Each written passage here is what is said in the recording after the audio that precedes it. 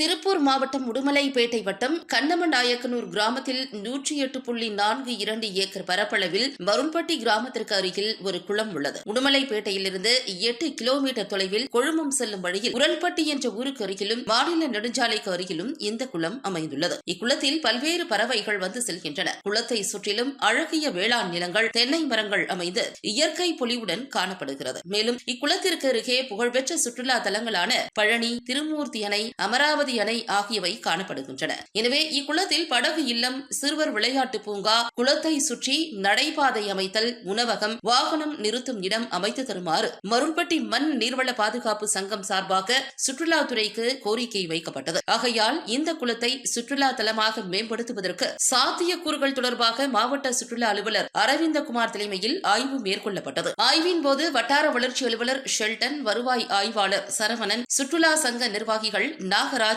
சத்யம் பாபு, பிரசாத், நவீன், டால்மியா மற்றும் அருள்பட்டி மண் நீர்வளம் பாதுகாப்பு சங்க நிர்வாகிகள் உள்ளிட்டோர் உடனிருந்தனர்.